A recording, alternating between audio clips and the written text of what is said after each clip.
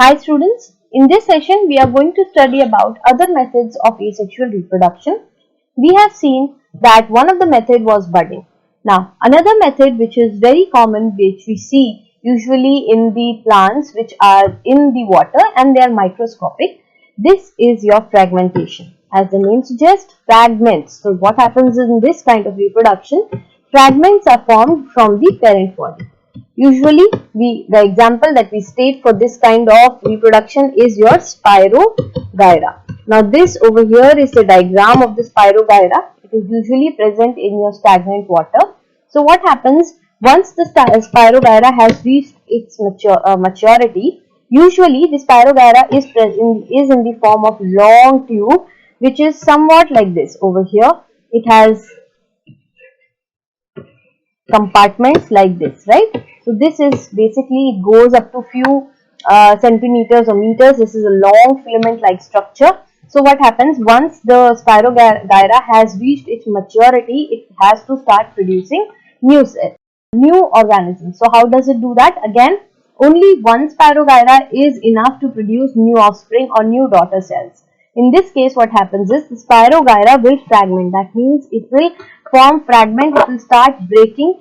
And what happens, suppose this from here, one spirogyra has broken, this is the other, and it breaks into how many parts? It has broken into 2 parts, or it can break into more than 2 parts, that is maybe in 3 or 4 parts, and each part has the ability to form a new organism. So suppose what is happening here is that this is your spirogyra and it has broken into 1 part and then 2 parts over here. This is the 1 part and this is the other part. From here only new cells will be formed, forming a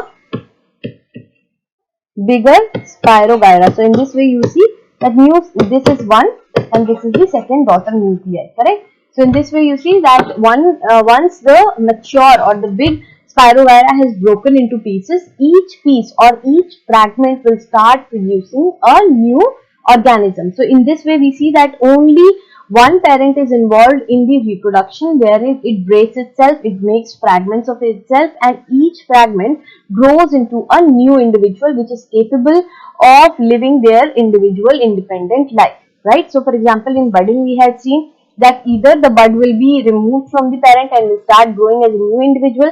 Sometimes it is attached to the parent and it will start growing. Whereas in fragmentation, what happens is that the body of the organism will break into 2 parts, and that individual part will start growing as an independent cell, as an independent organism, right? So this is one of the ways in which the asexual reproduction happens in the microscopic organism.